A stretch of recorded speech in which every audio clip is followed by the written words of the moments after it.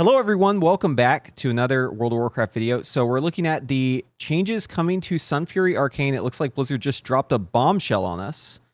So we're going to cover the changes for Evoker and Mage here. Starting from the top here, we have Devastation Evoker. They just did a 6% buff across the board to all the spells. Firestorm damage has been increased by 20%, but it's also reduced duration. So actually this isn't as big of a buff as you'd probably expect since we're losing 2 seconds of it. So it's actually just kind of making the damage higher and making the window for the damage shorter, and slightly increasing the damage, but I doubt this will actually have an effect on Firestorm. I don't think Firestorm is a talent that you're going to want to play as Devastation. The engulf damage increase for Flame Shaper is interesting, but I also don't think this really changes anything in terms of what we'll play for Devastation, so I think it's still a skill commander angle. Oh, there is actually something else to talk about. So engulf damage increase, still bad. Firestorm damage increase. So they did increase Firestorm damage by 20%. However, you do the math, right? So 12 seconds is going down to 10 seconds. So you're losing 2 seconds of it, right? Right? So you're losing about 16% of it, but then they're increasing it by 20%. So actually, it's only like a 3% buff, actually, the Firestorm. They just made it shorter. It's like a 3% buff. This is just like window dressing on it. This is not actually a 20% buff. Also, Firestorm has other interactions, so making it shorter is probably a nerf. This actually probably nerfed Firestorm, if I'm being honest with you. I think this may actually be a nerf to Firestorm. The changes to Sunfury include a Burden of Power change. They've now removed the double dipping for this, just like they did for Nether Precision before, which they ended up going back on. So Burden of Power no longer being able to be double dipped means that the Burden is probably going to be less valuable here on the Barrage. I think this could go either one of two different ways. You would no longer worry about always using the Barrage there at the end. You would just use it at the next available one stack of Nether Precision, the double dip on the Nether Precision. But there is another route this could take. I mean, if the damage from Barrage is big enough, it'll definitely make it way more complex, because you need to set up a situation where you have Burden available for your Barrage, maybe going into like Touch of the Magi or something like that. And if you need to line up Burden of Power for Barrage, that's going to be really awkward, because one is an instant cast spell and one is a cast time spell. So I don't really like this change at all. I think this really doesn't make sense as a nerf to me, because if you're going to nerf Burden of Power, you should just nerf something about the damage of the spells. You should nerf Sunfury in some way that doesn't affect the gameplay. Affecting the gameplay this late into the the expansion release. We already are past the expansion release. Affecting the gameplay at this point, it just seems like it's kind of troll. I mean, this could have easily just been like an aura nerf. They could have easily just affected Mana Cascade. I mean, that seems like a pretty obvious outlier for them to nerf instead if they want to affect the damage. But no, they had to go and nerf the actual gameplay, nerfing the fun. So really not a fan of this change. Seems like a really bad way to go about nerfing Sunfury. Sunfury definitely needs nerfs. There's no doubt about it. But nerfing it in this way is just not it. So that's my YouTube voice. I'm trying to like make a video while I stream today. So we're double dipping. I'm double dipping, guys. I'm double dipping. What can you say? Burden of Power can no longer be double dipped. I will double dip. All right. I can't. Okay. Anyways. So, yeah, by far the biggest change here is the Sunfury change. Burden of Power no longer being able to double dipping. That's going to have a huge impact on the gameplay, but we also haven't even talked about the other stuff. So we also have changes to Arcane Phoenix damage. The Phoenix damage has now been nerfed. This is just a passive way to reduce damage. And this is the correct way to nerf the hero talents. So yes, this one's good. Arcane Soul base duration. This feels bad to me. I don't really like the fact that they're nerfing the base duration. Again, it seems to me like there's just way better ways to nerf this than to nerf the fun. Why nerf the fun when you can just nerf the damage? Tuning is a separate issue. Damage numbers can easily be manipulated. All you do is you just change the coefficients, change the amount that the talents give you, right? Why are you changing the durations? Why are you changing the core parts of the rotation, the double dipping? This doesn't make sense. It would be so much easier and so much more effective to gauge the outcome, right? Because you're trying to nerf it. I'm sure you have a target in mind. If you're trying to nerf it, why are you shooting blind? Do they know how much this nerfs Arcane? Do they actually know? Because I feel like they didn't know about double dipping. So I feel like maybe they don't know. Maybe they're just guessing. But like, why would you guess when you have such an easy way to get to that same goal just by looking at the amount of damage on something that's passive, something that just gives stats? That is so much of a smarter way to go about this nerf than to just shoot blind and change something that affects double dipping, which apparently you didn't even know about for Nether Precision. Tuning is totally fine. I'm in favor of tuning. But nerfing the gameplay like this is like really dumb. It's really, really dumb. There's no world where this is the right answer. Especially in a situation where you have such an obvious better choice, right? Mana Cascade. I think so my prediction right now, and we'll have to see what it ends up being, but my prediction is that you'll probably just ignore Burden. Maybe you'll line it up for certain things, but I think you'll probably just ignore Burden, and you'll probably just treat Glorious Incandescence like GI. Wait, Hopeful's in here? What's up? We just did a bunch of sims. How's Fire looking? Dedge. 2.5% buff. Congrats. Frostfire still behind by like 12%. Okay, here's the recap. So overall for Mage, Sunfury Fire Mage is receiving around a 2.5% buff, which is nice, but it's still nowhere near what it needs to be in line with the other specs. It's looking like an AoE Living Bomb is still behind, so it's still not really worth it to take Living Bomb talents really in any case. Living Bomb talents are not too far off of single target though if you're talking about strictly dropping Pyrotechnics for Lit Fuse. But overall, that doesn't really make sense because you would probably want the other Living Bomb talents, and picking up those talents loses you so much single target that even if it was ahead in AoE, which it isn't, but even if it was, it would still probably not be worth it.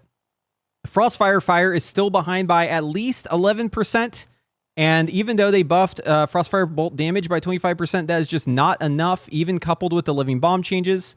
We ran a bunch of sims with Frostfire playing with the strict single target talents it uses now.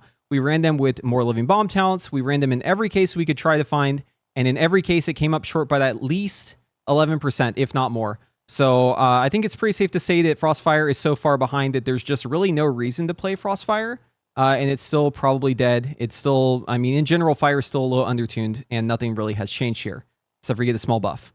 Arcane Mage is having some pretty big changes to the rotation. So Sunfury is losing the double dipping on Burden of Power. That means it no longer gets the extra value from the barrage that comes after the blast. This is obviously going to have some implications in the rotation. I'm sure it will have an effect in single target where you'll like double dip the Nether Precision, your last stack of it, using Glorious Incandescence, and mainly just using Burden of Power just for blast damage. I think that'll probably be the impact, but we'll have to wait and see what the sims say. So I will defer to those. But in the AoE rotation for Sunfury Arcane, things are going to get really, really awkward because you're going to want to use Burden of Power on Barrage, but if you do that, you're going to have 0 charges. And you could use an orb, you could get back before you use GI, but it's probably going to be best to just Barrage with 0 charges to get back to 4 charges. And it's not like you can just use your orbs whenever you want. You need to have the orbs for your cooldowns, so if your cooldowns are coming up soon, then you definitely don't want to just waste an orb ahead of time. So I think the overall result for Sunfury and AoE is that you're just going to have a lot of weird situations where you either blast into Barrage and you forego the Burden of Power on Barrage, which is bad for damage, or you send the Barrage on the Burden, which is hard to do because you'd have to do it somehow from an instant cast, because you know you'd either have to like break your spell queuing to do that, because you can't just queue into it to do it, or you'd have to just use an instant cast, which is also awkward. And then you'd have 0 charges, and you'd have to get back up to 4, and having 0 charges as Sunfury is really bad. So I think it's just going to make the rotation AoE like really awkward to play, and you'll probably just end up just saying like, screw this, I'm just going to play single target in AoE, and just, you know, get a little bit more funnel damage wherever I can. But yeah, I think the change to AoE is definitely going to be way more awkward to the rotation overall than the change to single target. But I think in both cases, it's a really, really bad way of changing this thing. If we were looking at changing the damage of Sunfury, if we need to bring it down, which to be fair, it is overpowered, it's overtuned, I think the best way to do that is by affecting the damage, not by affecting the gameplay.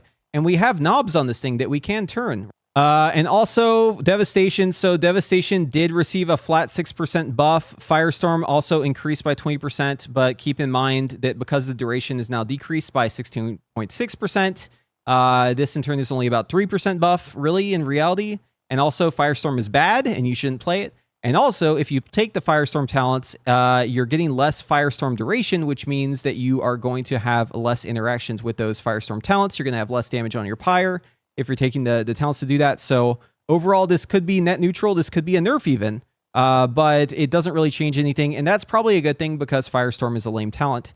Also, Flame Shaper and Gulf damage increased by 30%. That changes nothing. That it's not going to shake things up in terms of which one you would play. So you're still going to play Scale Commander. So this is also really kind of nothing here. Like nothing's really changing here, but you are getting a 6% buff and you're already above average when it comes to your damage. So now you get to enjoy being solidly above average. So that's nice. If they're shooting for a gold, they did not hit it with fire. If they're shooting for a gold, they did not hit it with frostfire. And they certainly did not hit it for arcane. Is this just guesswork? Or are we actually trying to make the specs be balanced with each other? Because this is a 2.5% buff to fire. You're buffing a spec that's behind by like 10%, and you're buffing it by 2.5%. Are we taking the shotgun approach here? And if you're going to take the shotgun approach, why are you causing so much frustration in the players? Because you're changing the gameplay at the 11th hour. You're making all the people who write guides for this stuff have to redo all their work. All the people who put the work into like learning how to play, you're going to make them all relearn. And then what's the result? You don't even know the result. So what's the point of this? Like, why change this when you could just as easily have nerfed Mana Cascade and nerfed Spellfire Spheres and nerfed other passive damage percents, just like you did for every other class on this list? It's all passive percents. So why are we just guessing for Arcane? Because it's still going to be the top. You're not changing anything, and maybe that's your intent. Maybe you want it to still be the top. But it's just weird to me to approach it this way. Why are you changing the gameplay first and foremost? It does not make sense. Nerf the damage, not the gameplay.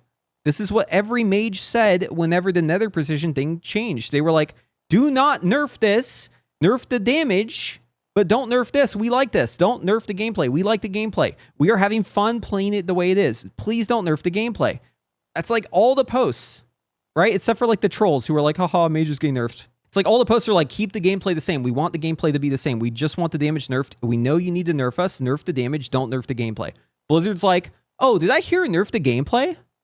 Is that what I heard? Oh, but keep the damage the same, mostly? Keep it still top dog, but nerf the gameplay? Oh, okay, yeah. Let's nerf the gameplay. Let's make it less fun. Let's change things in the rotation. Arcane is still going to be the top spec with this change. I don't think this is a 25% nerf. There's no way. This one's like less than 1% on its own. These two together would have to be like a massive nerf, right? We're talking like 24% higher or higher nerf, right? There's just no way. There's no way. I just don't see a world where that's happening. So the tuning is basically staying the same. So if you zoom out, if you look at the big picture, basically everything seems exactly the same as before. So yeah, I'm not a fan of this change. I think it's actually one of the worst ways they could have done it. This one is fine. Arcane Phoenix is fine, but Arcane Soul, why? We like Arcane Soul. It's fun.